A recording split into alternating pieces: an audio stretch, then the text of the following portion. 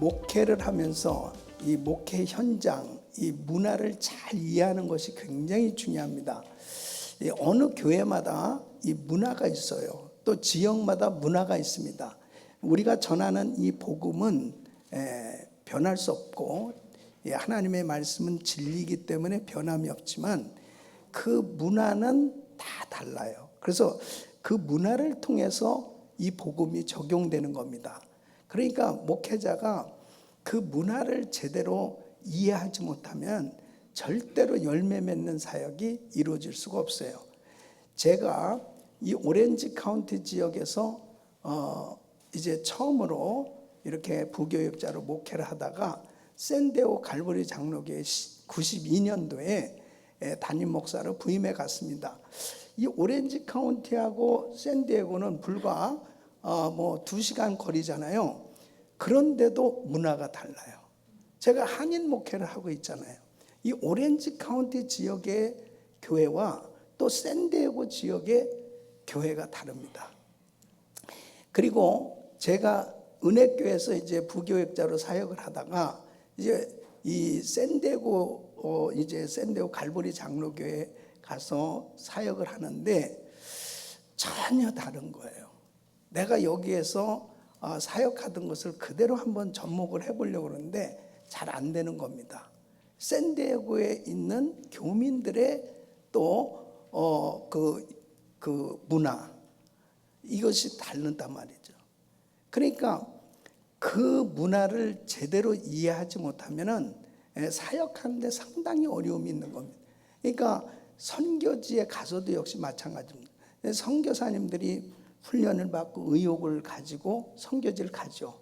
근데 그 선교지의 문화를 제대로 이해하지 못하면 그 선교사님이 열정만 가지고 사역을 한다고 해서 열매가 맺어지냐? 그렇지가 않아요. 그 문화가 굉장히 중요한 겁니다. 근데 지금 전 세계는 이 코로나 팬데믹을 겪고 있어요.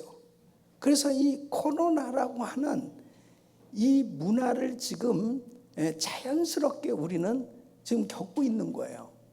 그런데 이제 우리가 이 포스트 코로나 시대에 목회 어떻게 할 것이냐 하는 부분으로 이제 이 코로나가 끝나고 난 다음에 그 다음에 이제 어떻게 포스트 코로나 시대를 준비할 것이냐. 그래서 연구도 하고 책도 내고 또 세미나도 하고 그랬습니다. 그런데 이 코로나가 끝나질 않는 거예요. 그러니까 결국은 이것이 지금 3년이 넘도록 아직도 안 끝났죠.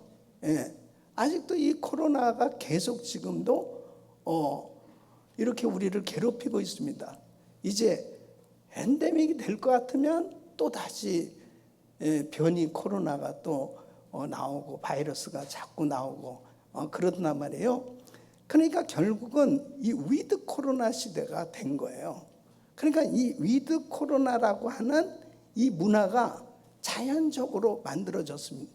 그러면 이 위드 코로나 시대가 됐는데 이 문화를 지금 어떻게 이해하고 대처할 것이냐 하는 것은 우리 목회자들에게는 굉장히 중요한 그 요소입니다. 이 상황 속에서 그러면 어떻게 할 거냐. 지금 각각 교회들마다 여러 가지 상황들이 조금 틀리지만 분명하게 우리가 겪고 있는 것은 위드 코로나란 말이에요. 이런 가운데서 어떻게 바뀌어졌습니까? 온라인이 정상이 되고, 그렇죠? 과거에는 온라인의 정상으로 받아들여질 수 없었어요. 이 얘기는 뭐냐면 예배가 대면 예배를 우리가 인정하지 온라인 예배는 인정해 줄 수가 없잖아요. 근데 지금은 이제 온라인이 정상이 됐다고요. 왜냐하면 목사님 제가 코로나에 감염이 됐습니다. 그럼 온라인 예배 드려라. 그 온라인 예배를 인정할 수밖에 없게 된 거예요. 심지어는 교역자도 목사님 약간 목이 좀 이상한데요. 야 그래 그냥 교회 집에서 그냥 쉬어. 이게 과거 같으면 무슨 뭐 어디 그런 게 통해요. 근데 왜 교회 안 보이지? 온라인으로 예배를 드립니다. 그래도 지금은 뭐 할 말이 없어요. 할 말이 없습니다. 이 온라인이 어쨌든 정상이 되고 이제 지금은 하이브리드 방식으로 예배를 드리게 됐어요. 대면으로 오는 사람들과 온라인으로 예배를 드리는 이 하이브리드 예배, 하이브리드 사역을 할 수밖에 없는 이런 문화가 형성이 됐습니다. 자, 그러면 위드 코로나 시대 목회적 위기, 신앙적 위기가 뭐냐? 조금 정리를 해보면 여러 목사님들이 지금 말씀을 하셨지만 첫째가 현장 예배가 아직도 회복되지 않고 있다. 그것은 뭐냐면 나올 수 있는데도 안 나오는 게 문제잖아요. 예? 아니 코로나가 이제 여러분 이제 코로나가 이제 끝났습니다. 나오세요. 그래도 안 나온단 말이에요. 아니 그리고 코로나에도 안 걸렸는데 왜 안 나오냐? 그래도 안 나온단 말이에요. 이런 사람들이 지금 실제 생겨졌잖아요. 그러니까 현장 예배가 이게 회복이 안 되는 거예요. 예. 두 번째는 성도들에게 내교회라고 하는 인식이 사라져가고 있습니다. 그러니까 이제 온라인 예배를 드리다 보니까 유튜브로 클릭해서 들어가서 자기 교회 예배를 드리다가 밑에 딱 뜨는 게 한국의 무슨 교회면 쓱 하면 한국으로 가. 쓱 하면은 막 LA로 가고 뭐 전국을 돌아다닌다니까요. 그러면서 자연스럽게 온라인 성도들이 늘어가고 있다. 가난한 성도들이 늘어가고 있다. 그러니까 과거에는 우리 교회 아니면 몰랐어요. 예. 자기 교회 아니면 다른 교회는 방문해 보기가 참 어렵다면. 그 지금은 온라인을 통해서 모든 세계 교회를 다 들어가 볼 수 있는 이제 이러다 보니까 이 내교회라고 하는 인식이 점점 사라져 가고 있는 것입니다. 세 번째는 섬김을 통한 헌신이 사라져 가고 있다. 과거에는 뭐 교회 나와서 얼마나 모여서 봉사도 하고 그런 그 모임들이 많았어요. 그 지금은 거의가 다 이렇게 간소하게 됐습니다. 저희 교회에 이 위드 코로나로 인해서 달라진 예배 분위기 가운데 한 가지는 뭐냐면 헌금 시간이 없어졌습니다. 우리 교회야말로 정말 헌금을 강조하고 바구니를 돌리고 또 돌리고 그랬는데 이 바구니를 들면 바이러스 그래가지고 그냥 어쩔 수 없이 들어오면서 처음에는 이제 교회도 못 나왔었잖아요. 이렇게 그냥 카메라 놓고 그러니까 그 헌금통에 그냥 자유스럽게 이제 헌금하는 그런 문화로 바뀌어요. 그러니까 헌금위원들이 과거 같으면 1부, 2부, 3부, 4부 예배를 드리면서 1층, 2층으로 옆으로 몇십 명씩 헌금위원들 다 봉사하고 그러는데 지금 헌금위원이 필요가 없어졌습니다. 그 다음에 성도의 교제가 최소화가 되는 겁니다. 거리 두게 하죠.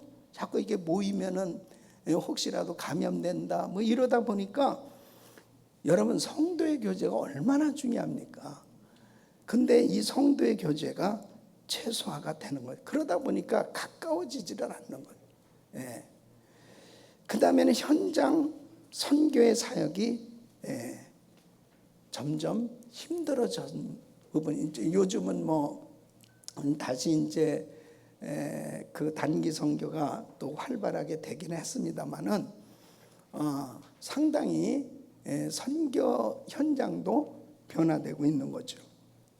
이러한 여러 가지 면에서 보면 실제 성도들도 신앙적 위기를 겪고 있고 이것은 바로 뭐냐면 예배를 제대로 교회 생활을 제대로 하지 못하니까 주일학교에 심각한 문제가 생겨진 겁니다.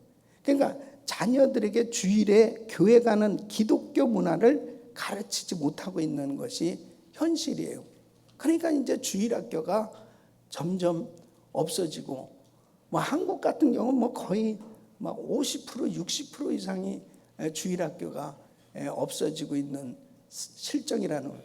여러분, 어른도 온라인으로 예배드리기 힘든데 아이들 컴퓨터 앞에서 온라인으로 예배드리면 자기 방에 들어가면요 거의 예배 안 드린다는 거예요. 엉뚱한 거 보고 있고, 그리고 부모하고 계속 싸우죠. 아이들이 교회에 와서 예배 드리는 것을 배워야 되는데 이게 벌써 몇 년이 되는 겁니까? 그리고 또 어린 자녀든 부모들일수록 교회를 안 나오는 거예요. 그러니까 애들을 데리고 교회를 나오지 않으니 심각한 거죠. 이런 상황 가운데서 지금 우리가 목회를 하고 있는 거예요. 그러니까 코로나로 인해서 문 닫는 교회 특징을 보면, 첫째가 교인이 나이가 많은 그런 교회. 그러니까는 어른들이 많은 분들은 이 온라인으로 예배드리기가 진짜 어렵습니다. 가르쳐줘도 또 가르쳐달라고 그러고, 그러니까 대면으로만 교회 와서 예배 드리고 그랬지, 온라인으로 예배 드리는 거, 이런 부분들이 익숙하지 않은 데다가 더더욱 힘든 거예요. 그걸 어떻게 해야 좋을지도 모르는. 그러니까 연세 많은 그런 성도들이 나오는 교회는 정말 힘듭니다. 그리고 내부 분열이 있던 교회, 이 차제에 그냥 교회 나가지 말자, 이런 생각을 갖게 된. 또 건물 관리가 소홀한 교회. 조그만 교회면은 공간이 작으면 다닥다닥 붙으면은 이거 좀 위험하다, 뭐 이런 생각들을 갖고, 이게 불편하게 생겨요. 또 목사 교체가 잦은 교회, 이런 경우도 그 교회에 소속을 하고 싶은 그런 마음이 없었던 차에 아예 그냥 교회를 안 나가게 되는. 또 코로나 직후에 설립된 이제 개척교회들은 더더욱 그렇죠. 자꾸 모여야 되는데 모이지를 잘 못하니까, 또 모일만 하면 또 누가 또 코로나에 감염됐다고 그러고 가뜩 인원도 적은데 자꾸 이런 일이 생겨지니까 제대로 그 교회가 좀 든든하게 세워진 경우는 지역 변화에 뒤처진 교회. 그러니까 이런 상황 가운데 지금 KCM USA에서 그 통계를 우리 지금 미주 지역, 북미주 지역의 교회들이 2019년도에는 3,514개인데, 이것은 거의 이제 주보가 있고 확실하게 이렇게 연락이 될 수 있는 교회가 3,514개 교회였는데, 금년도 2022년도 1월 통계는 2,798개입니다.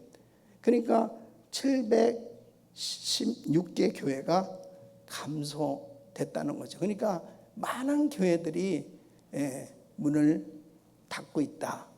이것이 현실입니다. 문을 닫든지 아니면은 정말 목회하기가 참 어려운 그런 상황이 되고 있는 거예요.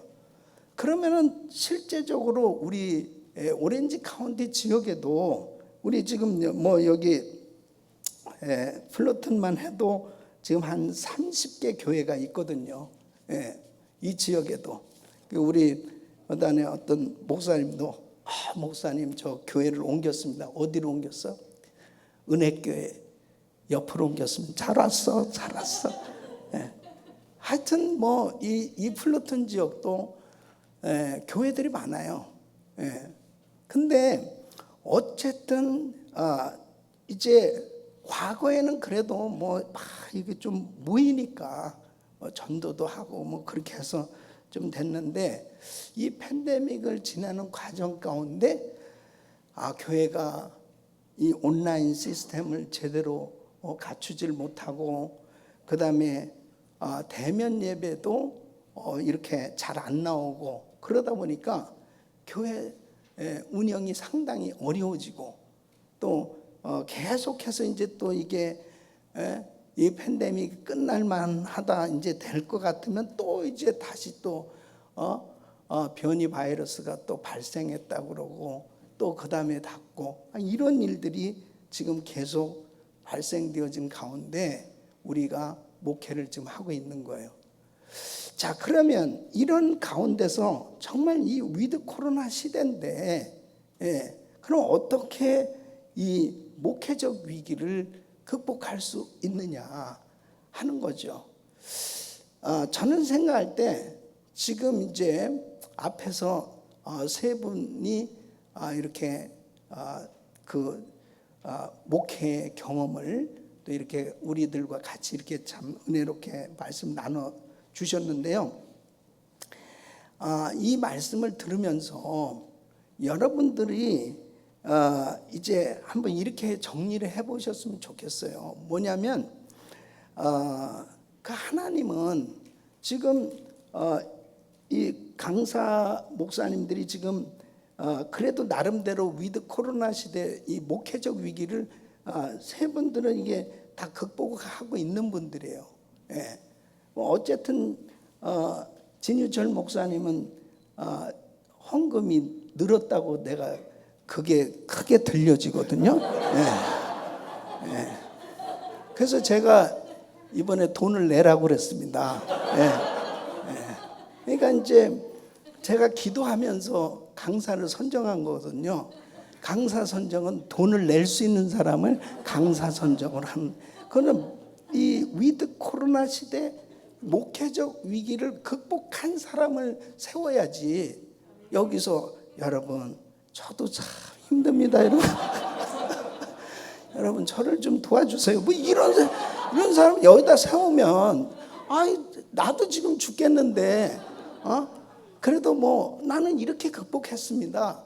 이런 분들을 이렇게 세우려고 한 거죠. 자, 그러면 오늘 이 말씀을 보면은 지금 사도 바울은 엄청난 선교적 위기, 목회적 위기, 신앙적 위기, 어쨌든 생사의 갈림길에 있을 만큼 그런 큰 위기를 겪고 있습니다. 지금 로마로 가는 배를 타고 가다가 유라굴라 태풍을 만나서 이제 배가 파손이 됐어요. 14일 동안 편유를 하는 겁니다. 자지도 못하고 먹지도 못하고 정말 구원의 여망이 없다고 그러잖아요. 오늘 이 말씀 보면 정말 구원의 여망이 다 없어졌더라. 그러니까 정말 죽음의 위기 가운데 있는 겁니다. 자, 이런 가운데서 어떻게 이 위기를 극복했느냐? 자, 이 배 안에 276명이 탔어요. 그런데 사실 사도 바울은 어떤 면에서 보면 이 배에 탄 276명을 목회하는 목회자라고도 볼 수 있고 지도자라고도 볼 수 있어요.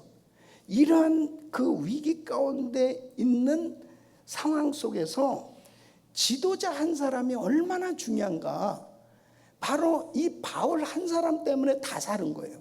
바울 한 사람 때문에 이 위기를 극복해내고 정말 엄청난 위기가 기회가 돼서 오히려 멜리데 섬에 도착해서 그 지역에 복음을 전했고 정말 엄청난 성령의 역사가 나타나는 이런 열매가 맺어졌다면 지금 이 위드 코로나 시대에 우리가 목회를 하면서 야, 이것도 힘들다, 저것도 어렵다, 이것도 정말 불가능한 것 같다, 마치 이제 목회를 그만둬야 되나?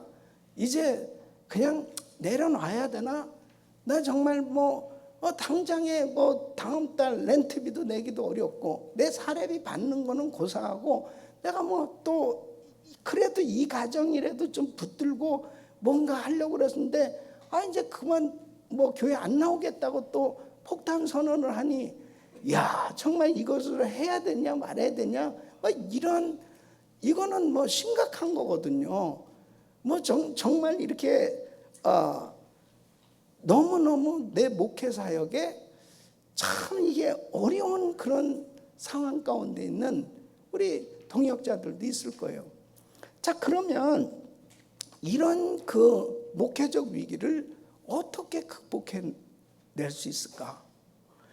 오늘 이 말씀을 통해서 바울이 이 위기를 극복했던 것처럼 저와 여러분도 정말 이 위기를 극복하고 하나님께 영광 드리는 사역이 있기를 예수 이름으로 축원합니다.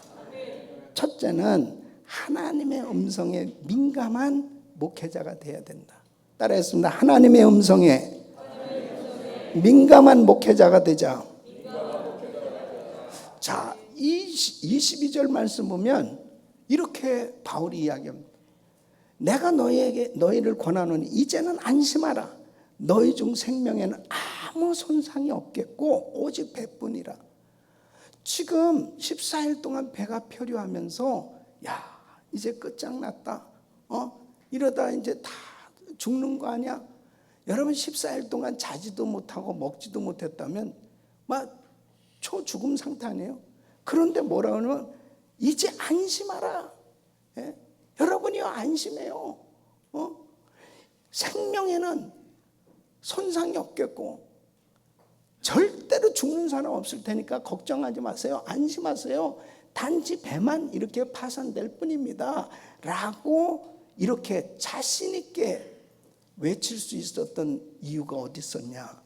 23절로 25절 보면 나의 속한 바 곧 나의 섬기는 하나님의 사자가 어젯밤에 내 곁에 서서 말하되 바울아 두려워 말라. 내가 가이사 앞에 서야 하겠고 또 하나님께서 너와 함께 행선하는 자를 다 내게 주셨다 하였으니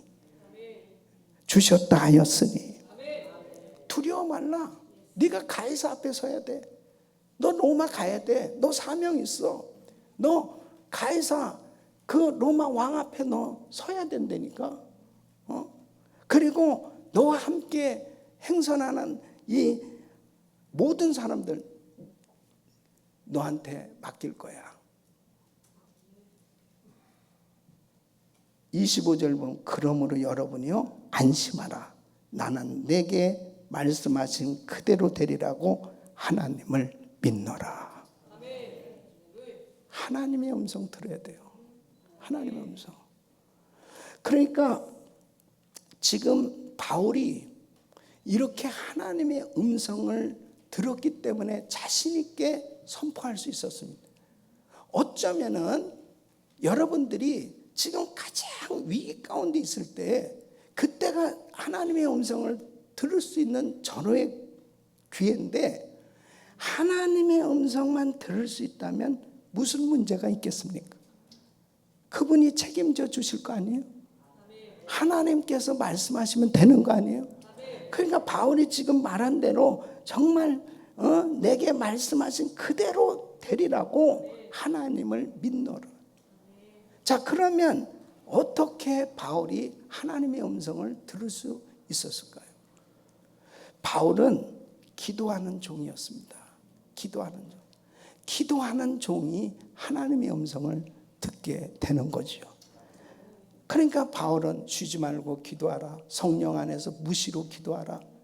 그러니까 바울은 정말 기도의 사람이었습니다. 여러분 성경을 보세요.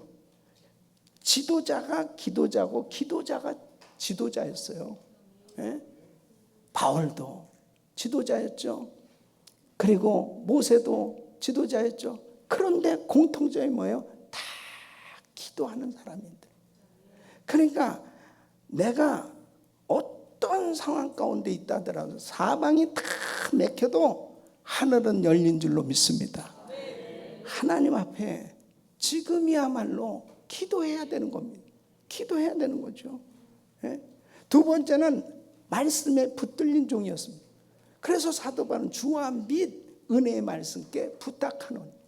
그리고 그는 두란노 서원에서 그냥 밤낮으로 말씀을 강론하면서 말씀 사역을 하고, 그리고 바울이 얼마나 말씀을 정말 이렇게 제가 봤을 때는 바울이 설교는 그렇게 잘한 것 같진 않아요.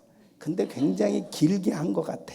그러니까 뭐 유도구 같은 사람은 하도 오래 듣다가 그냥 떨어져서 그 죽었으면 바울 사역이 어떻게 됐겠습니까? 근데 어쨌든 정말 말씀에 붙들린 종인 건 확실해요. 예? 여러분, 말씀에 붙들려야 주님의 음성이 들려옵니다. 하나님의 말씀이 떠올라야 되거든요. 예, 말씀이 떠올라야 돼요. 그러니까 말씀으로 승부를 걸어야 되는 거죠. 그러니까 적어도 목사님들이 말씀을 증거하는데 어떤 목사님들은 기가 막히게 묵상한 말씀이 너무 깨달아져가지고 막 영감이 임하는데 이건 뭐 정말 너무너무 자기만 깨닫는 말씀 같고 막 너무너무 좋은데 교인은 한 5명밖에 안 돼. 이거는 내가 앞으로 한 1000명 됐을 때 설교해야지 5명한테 그래가지고 5명한테 설교하는 거는 그냥 적당히 하고 앞으로 부응하면 이 말씀을 전하리라. 부응할 때 되면 그 말씀 다 까먹어. 5명을 5,000명이라고 생각하고 500명이라고 생각하고 진짜 이 깨달은 말씀을 막 그냥 그대로 뭐 아낌없이 은혜를 정말 나눠줄 수 있는 그런 말씀에 붙들린 종이 되시기를 바랍니다. 그래서 세 번째는 성령 충만한 종이었습니다. 그러니까 사도 바울은 에베소서 5장 18절 술 취하지 말라 이는 방탕하니 오직 성령의 충만을 받으라. 그러니까 바울은 성령 충만에 사로잡혔습니다. 그래서 처음부터 이 바울은 주님을 만나고서 성령의 기름 부으심을 받았고요. 성령 충만하게 사로잡혀 사역했습니다. 성령 충만을 받으라는 것은요, 계속 받으라는 겁니다. 과거에 내가 뜨겁게 은혜를 받았다 하더라도 지금 성령 충만하지 않으면 안 돼요. 그러니까 정말 목사님들이 교인이 많고 적고가 문제가 아니고 내가 기도하는 종인지 말씀에 붙들린 종인지 성령 충만한 종인지 바로 그 목회자 이상을 넘어서질 못하는 거예요. 만약 내가 지금 교인이 몇 명 안 된다 하더라도 매일같이 기도하고 어떤 목사님은 내가 뭐 새벽 기도도 하려고 그러는데요. 뭐 교인이 있어야 새벽 기도하죠. 무슨 교인하고 교인 들으라고 기도합니까? 하나님 앞에 사모님하고 둘이 하면 되는 거지. 매일같이 새벽 기도를 해야죠. 이렇게 아멘이 시원찮은 건 뭡니까? 매일같이 새벽 기도 해야죠. 이번에도 21일 새벽 기도 하니까 불이 임하잖아요. 이 불을 계속 붙여야 되거든요. 그러니까 21일 진짜 새벽 기도 오랫동안 했다. 그러니까 이제 오늘부터 푹 자야 되겠다. 이거는 안 되는 겁니다. 진짜 매일같이 하나님 앞에 제단을 쌓는 거예요. 그리고 자신이 매일 성경의 창세부터 요한계시까지 적어도 이 말씀에 붙들려야죠. 이 말씀의 전문가가 우리는 말씀의 전문가가 되지 않으면 안 됩니다. 그러니까 적어도 그 주일날이든 어쨌든 말씀을 전하면 교인이 이 말씀을 들을 때 오늘 목사님이 무슨 말씀을 하는지 이 본문을 통해서 해답을 주고 하나님 말씀을 통해서 이 말씀을 정말 마음에 받을 수 있게 하려면 정말 그 말씀에 깊이 묵상해서 영감을 받지 않고서는 그 말씀에서 그 해답을 얻을 수가 없거든요. 그러니까 말씀에 붙들리고 성령 충만할 때 주의 음성이 들려오는 줄로 믿습니다. 그러니까 저도 지금까지 보면은 참 사역의 위기가 굉장히 많이 있었던 것은 사실이에요. 그런데 그럴 때마다 그런 모든 사역의 위기는 뭐 크고 작은 교회고 항상 있죠. 우리에게는. 예, 목회는 된 사람이 없습니다. 저는 뭐 목회는 이제 메스트했습니다. 그럴 수 없어요. 어떤 목사님이 이게 이민 목회하다가 한국에 청빙돼서 큰 교회 청빙돼서 가면서 목사님 이민교회 그동안에 목회하신 소감을 한 말씀 하시죠. 그러니까 목사님이 제가 이민교회를 말씀드린다면 지뢰밭을 살살 피해다가 이제 간신히 피하고 한국으로 가는 심정입니다. 그러니까 얼마나 힘들다는 거야. 지뢰밭. 근데 한국 가서 밟았어? 한국은 지뢰밭이 아닙니까? 예? 이민 목회만 지뢰밭입니까? 어디나 마찬가지예요. 예? 선교지도 마찬가지고요. 어디고 마찬가지입니다. 편안한 목회가 어디 있어요? 그게 다 목회자로서요. 수많은 상처야. 예. 말할 수 없는 상처가 있어요.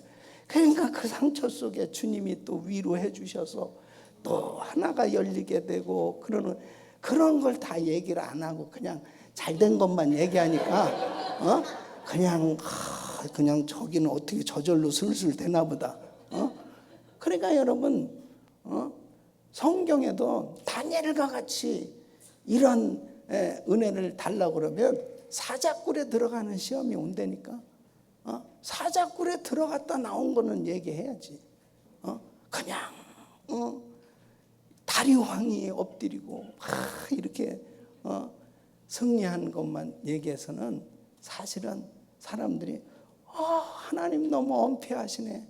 어떻게 저기는 저렇게 술술술 그냥 건물을 저절로 주시고 나는 이렇게 그냥 렌트비도 안 주시고 어떻게 이러나.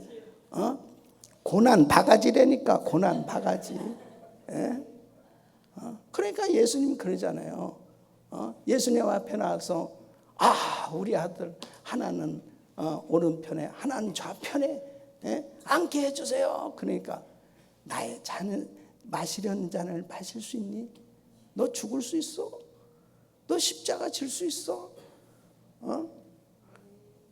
고난 십자가를 통과하지 않은 영광이 어떻겠으며 구원이 어떻겠습니까? 예? 목회가 십자가를 말하지 않고 어떻게 하나님의 영광을 볼 수 있냐고요.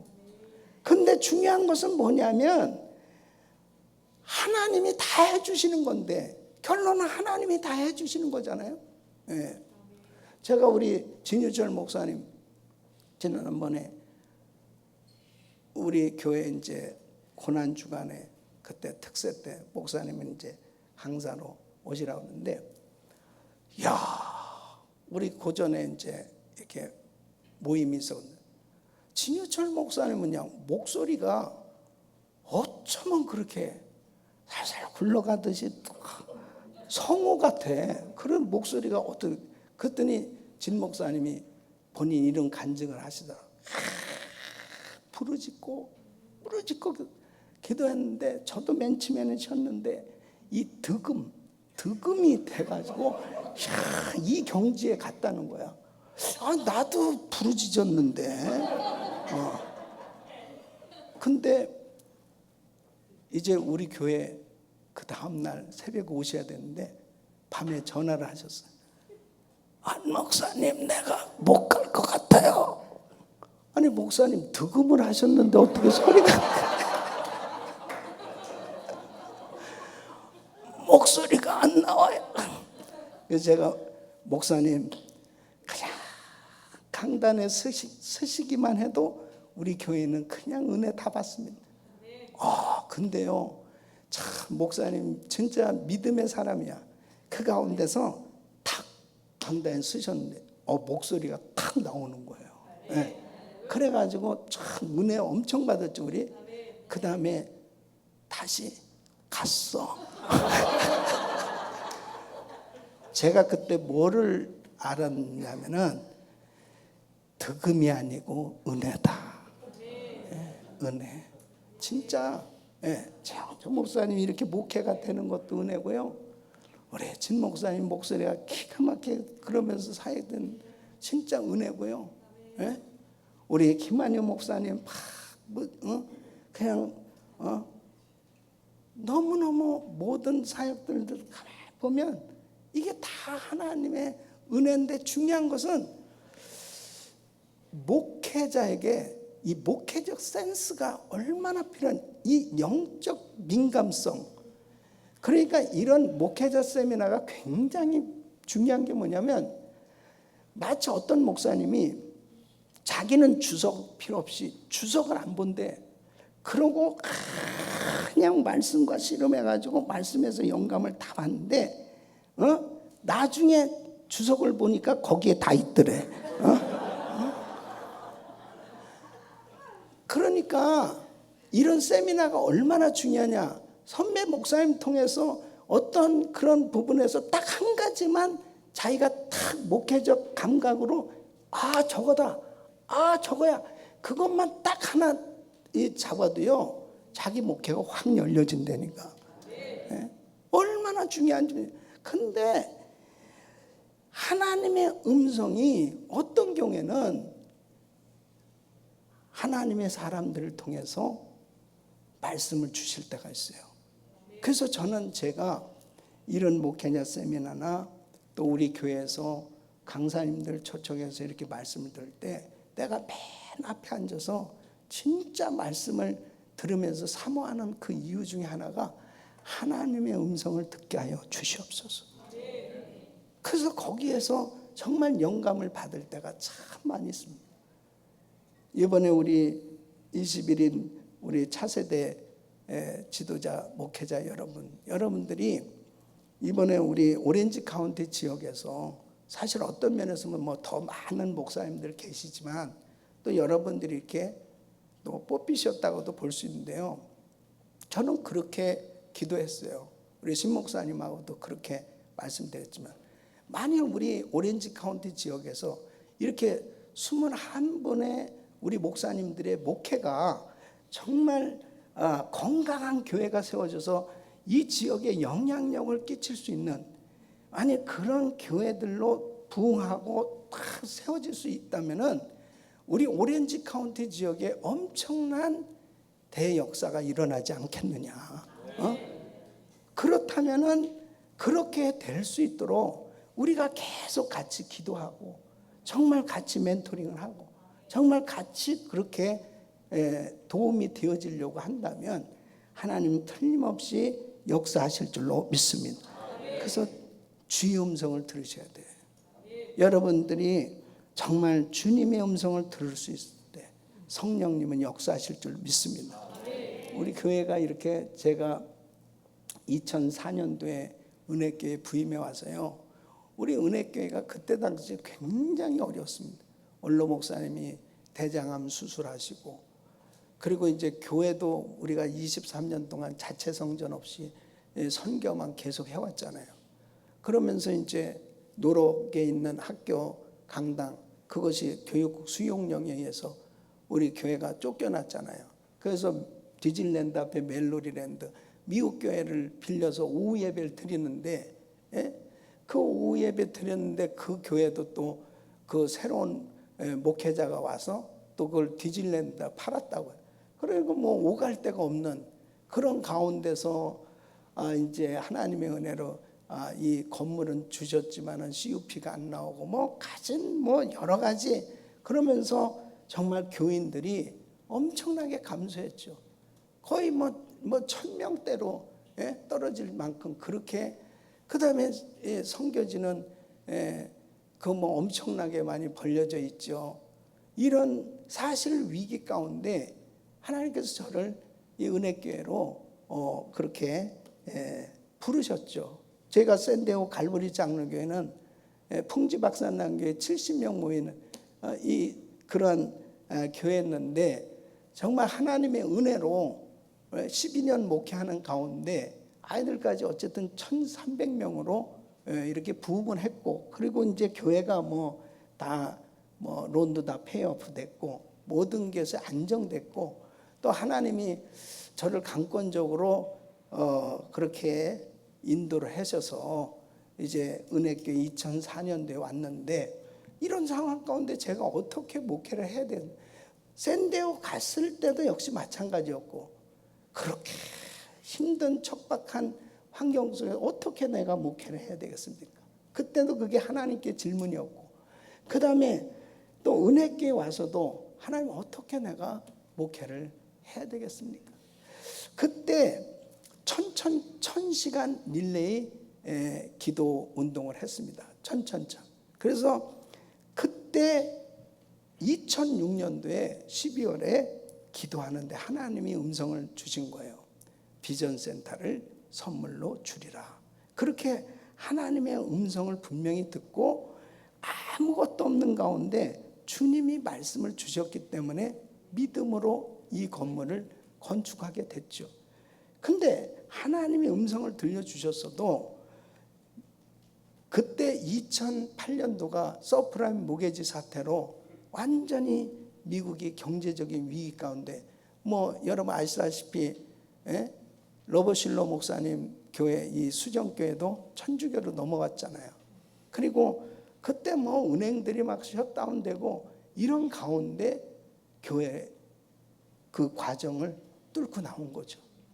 그래서 이제 이런 이제 건축이 이루어지고, 그래서 어쨌든 하나님의 은혜로 건축은 됐지만 이 재정난으로 엄청난 위기를 겪고 있을 때, 그때 이 오렌지 카운티 지역에 영적 대각성 집회로, 연합 집회로 우리 교회에서 윤석전 목사님이 오셔서 부흥회를 한 적이 있어요.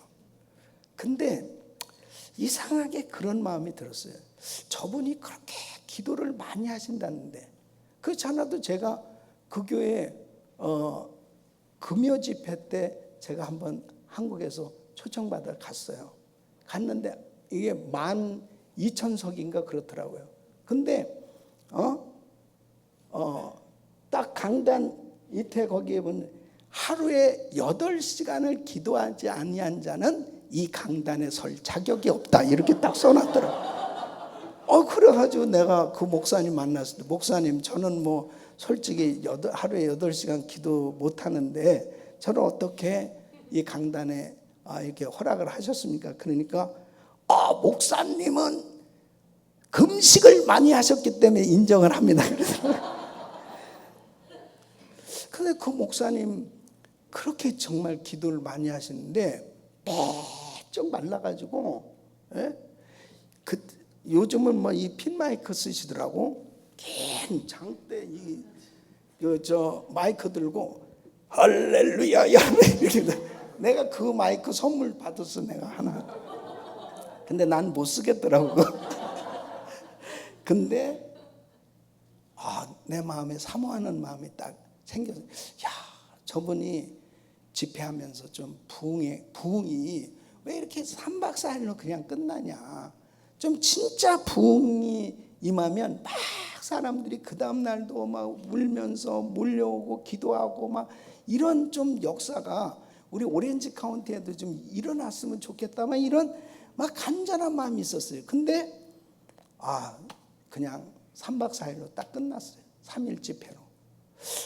좀 아쉽다, 안타깝다 기도하는데 하나님이 제 마음 가운데 100일을 집회를 하라. 100일 집회. 그럼 감동이, 그럼 강사는 누굽니까? 네가 해라. 그래가지고 주일날 선포했습니다. 100일간 부흥회를 합니다. 100일, 월화수목금토일 월화수 100일간 그 선포하고 제가 집회를 했습니다. 그러면서 기도 제목 흰 종이, 응답받은 건 파란 종이 내면서 그때 하나님 앞에 기도하는데, 여러분 아시다시피 기도하면 응답이 임하잖아요. 그러니까 정말 많은 성도들이 응답도 받았지만 우리 교회의 재정적인 문제가 싹 해결이 됐습니다. 할렐루야.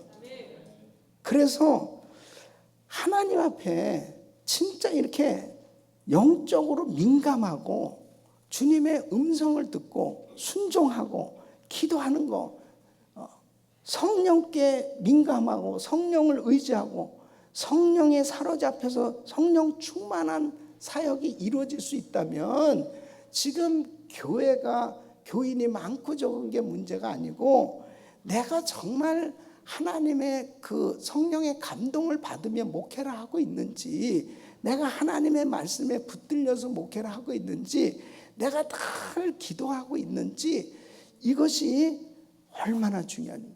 하나님의 음성에 민감할 수만 있다면 하나님은 지금도 역사하신 줄로 믿습니다. 팬데믹이 딱 됐잖아요.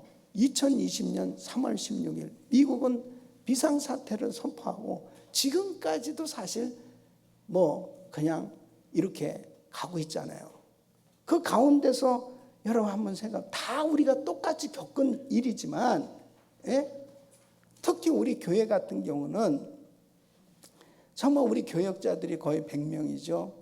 또 57개국에 330명의 선교사, 또 15군데 신학교가 있죠. 이 지난달에 전기값이 제일 많이 나왔는데, 얼마라고 내가 얘기 안 하겠어요. 시험 들까 봐. 그러니까 이렇게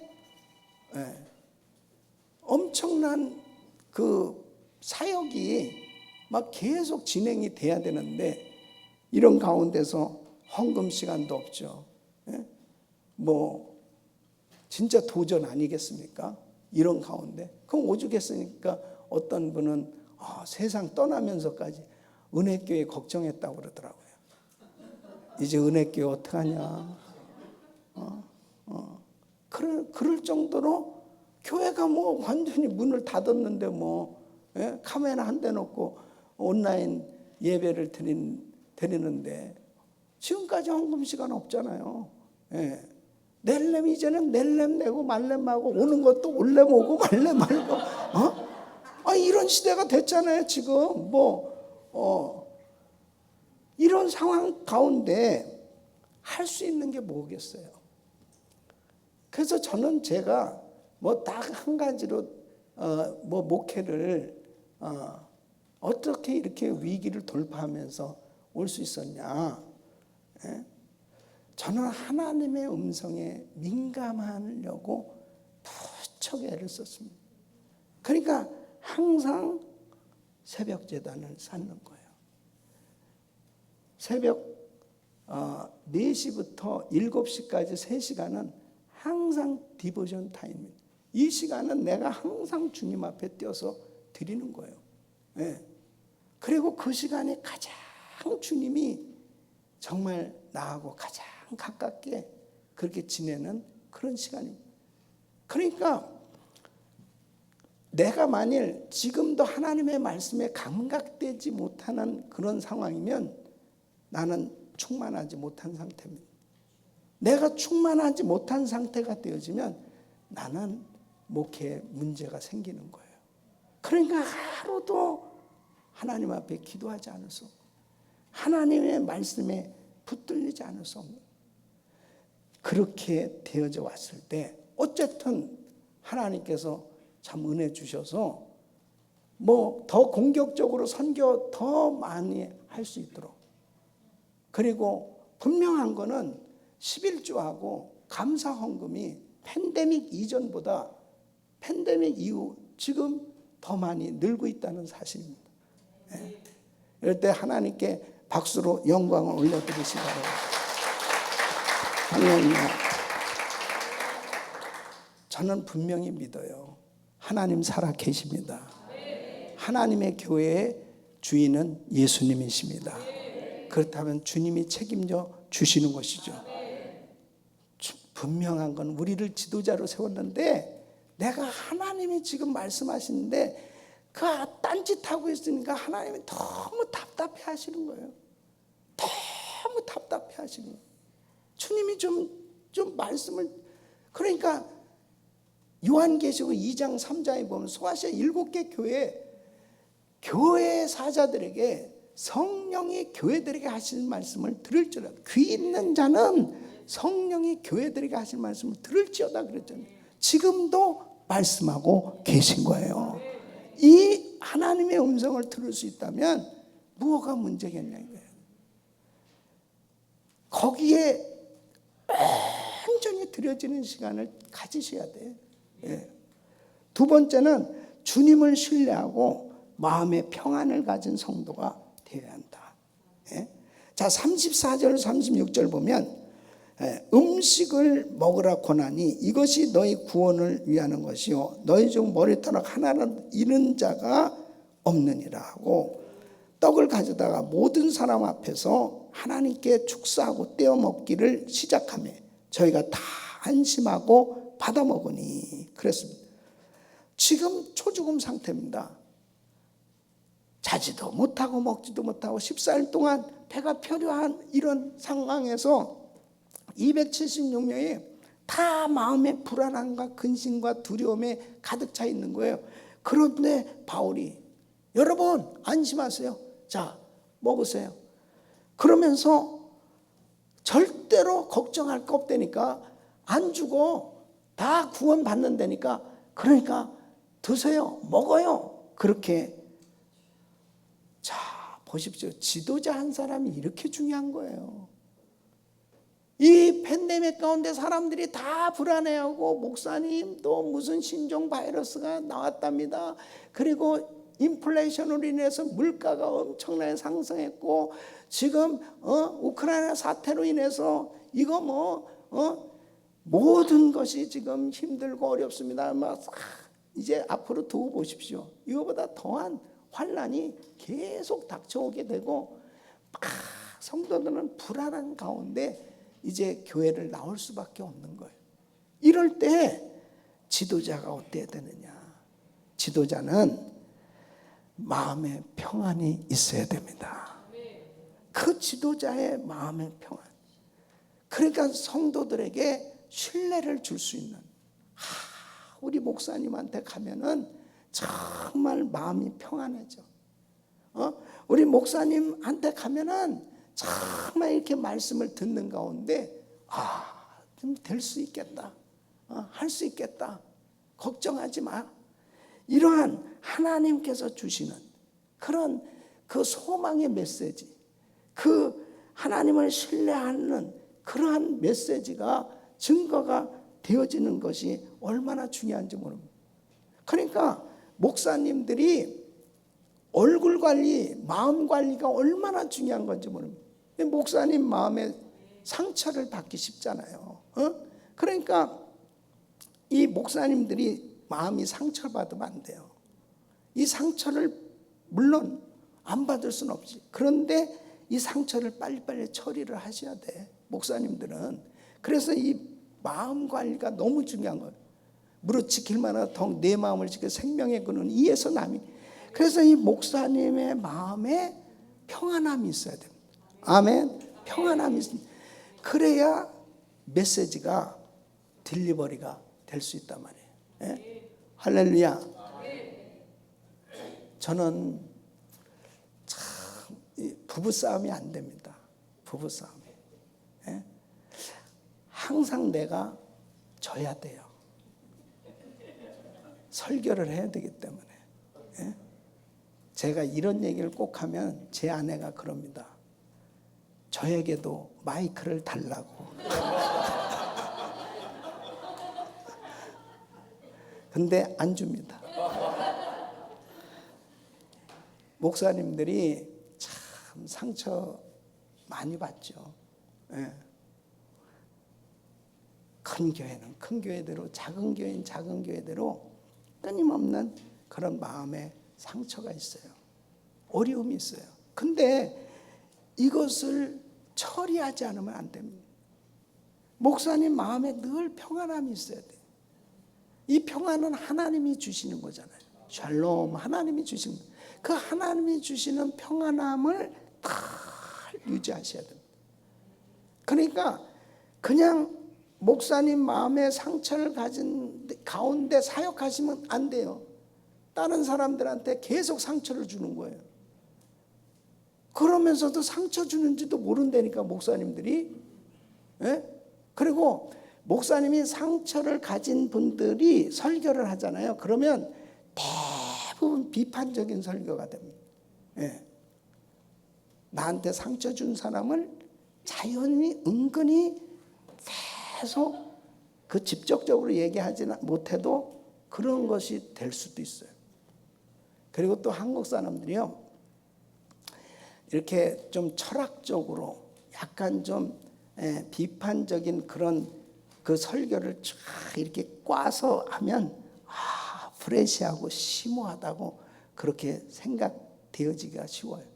그래서 목사님들이 은근히 그런 좀 비판적인 설교를 하기가 쉽습니다.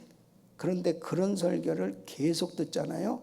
성도가 어떻게 되는지 압니까? 싸나워지는 거예요. 성도가 비판적인 성도로 바뀌어집니다.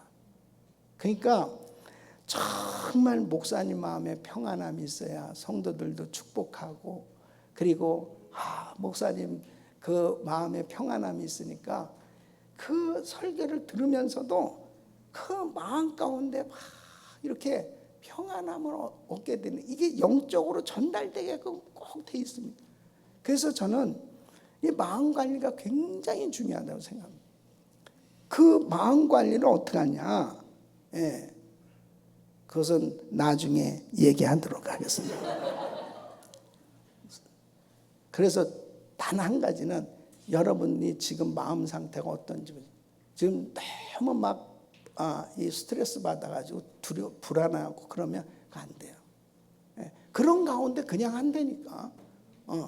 그러니까 자기 얼굴이 어떤지도 모르고, 그러니까 형제님 예수 믿으시고 전국 가야 됩니다. 목사님 얼굴 보니까 지옥상이시군요.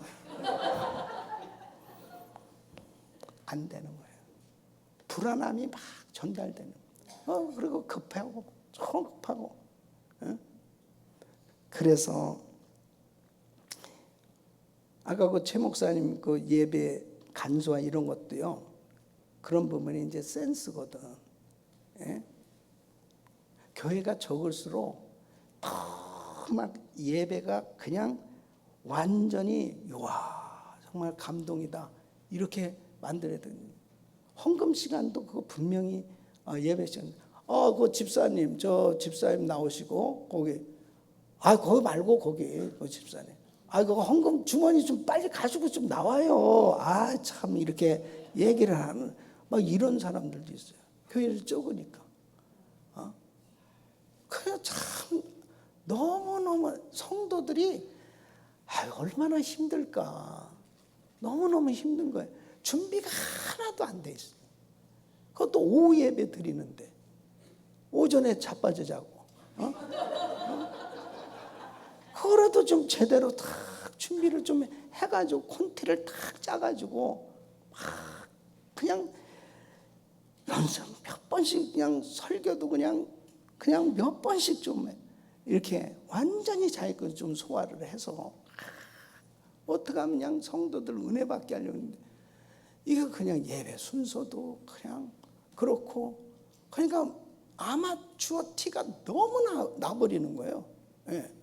그 얼마든지 몇 명이 딱 모여도요, 우리가 지금 선교사 훈련원생들 지금 12명 훈련시키면서도요, 딱 한 사람 찬양 인도하고 한 사람 대표 기도하고, 그 다음에 식사하러 가서도 성경 구절 누가 암송하고, 자, 그 다음에 줄 딱 서서 환영하면서 딱 식사 한 끼를 하는데도 그 12명을 팀으로 딱 만들어가지고 그 훈련을 계속 시키는 거예요. 그냥 12명, 자, 아무 데나 가서 앉아서 먹고, 자, 누구 기도하시고, 자, 그렇게 할 수도 있어요. 근데 거기부터 훈련 시간, 당신이 찬양 인도, 그 다음에 기도, 그 다음에 성경 구절 암송, 자, 그 다음에 식사, 누가 설거지, 배식 다 할 수 있어요. 12명인데 11명이 지금 그렇게 다 돼. 그거를 훈련시키기에 달려있다고. 그런데 교인 적다고 그냥 적당히 그렇게 하려고. 그러니까 앞으로 많이 모여야 되는 게 아니고 목회자 마음에 평안함이 있고 하나님을 신뢰하는 그런 가운데 준비가 될 때 주님께서 놀라운 평강 가운데 은혜 주신 줄 믿습니다. 그래서 첫째, 내 마음이 평안해야 된다. 우리 목사님 마음이 평안해야 돼. 예, 할렐루야. 이제 마무리하겠습니다. 세 번째, 서로 협력할 수 있는 팀 사역을 하는 성도가 돼. 목회자가 돼야 돼. 31절 보면 바울이 백부장과 군사들에게 이르되 이 사람들이 배에 있지 아니하면 너희가 구원을 얻지 못하리라 하니. 그래서 여기서 배가 지금 파손된 위기 가운데 팀 사역을 지금 강조하고 있어요. 여기서 사공들 도망가면 안 되거든. 그리고 죄수들을 막 죽이려고, 죄수들 죽이면 안 되거든. 그러니까 바울이 지금 백부장에게 이야기하고 그렇게 해서 사공들 도망가지 못하도록, 그리고 죄수 죽이지도 않도록 해서 이 팀 사역을 함으로 인해서 276명이 다 구원을 받게 되는 걸 볼 수 있습니다. 여러분, 팀 사역이 그렇게 중요한 거예요. 이 오렌지 카운티 지역에 요번에 정말 21일 다니엘 기도에도 이거 팀 사역입니다. 그래서 우리 또 연합장로회, 우리 그 오렌지 카운티 장로회 우리 장로님들이 대표 기도하시고, 또 우리 이사 목사님들이 또 축도도 하시고, 그리고 또 그 성격교회, 갈보리 성격교회 성도들이 얼마나 참 귀한지, 예? 그 식사를 다 매일같이 그렇게 새벽에 나오셔서 수고해서 그거 다 하시고, 정말 참 그 아름다운 이런 팀 사역, 오늘도 마찬가지죠. 또 이렇게 우리 교역자들, 또 우리 성도님들 다, 그래서 또 우리 목사님들 모신다고, 예? 그래가지고 이런 이 팀 사역입니다. 이렇게 서로 팀이 되어져서 사역이 되어졌을 때 하나님께서 역사하시는데, 과거는 슈퍼맨과 같은 리더를 원했지만 성경은 슈퍼 리더를 원한다. 슈퍼 리더는 바로 팀 사역. 그래서 성부, 성자, 성령 삼위일체 하나님께서 구원 사역과 그리고 창조 사역을 팀 사역을 했던 것처럼 목회자가 팀 사역을 할 수 있을 때, 연합 사역을 할 수 있을 때, 연합의 영성을 갖고 사역할 때 하나님께서 더 기뻐하셔서 그 사역에 열매를 맺게 해주신 줄 믿으시기 바랍니다. 자기 혼자서 사역하는 것도 중요하지만 연합 사역하는 것 너무너무 필요한 겁니다. 그래서 앞으로 목사님들이 좀 더 힘이 닿는 한 같이 좀 연합하고, 예? 제가 뭐 우리 참 존경하는 목사님들 이렇게 이번에도 다 이게 또 정말 귀하게 헌금도 해주시고 강의도 해주시고 다들 이렇게 이런 마음을 같이 해주니까 이런 사역들이 이루어질 수 있는 것처럼 우리 귀한 동역자 여러분들이 더더욱 같이 연합하려고 하면 이 지역에, 저는 그래요. 정말 어려운 교회 힘든 우리 목회자들 우리가 어떻게 하면 좀 같이 도와주고, 그래서 하나님의 교회잖아요. 은혜교회를 이렇게 하나님께서 또 큰 교회를 세워주신 것은 섬기라고 나누라고 하나님이 이렇게 허락해 주셨다고 저는 확신합니다. 그래서 계속 어떻게든지, 저는 그래요. 어떻게든지 최선을 다해서 또 힘이 닿는 한은 우리 지역의 교회들을 최선을 다해서 섬기고, 또 우리 목사님들 같이 연합해서 우리 지역에 세워진 교회들이 다 건강하게 부흥하고 귀한 주의 사역을 이룰 수 있기를 예수 그리스도 이름으로 축원합니다.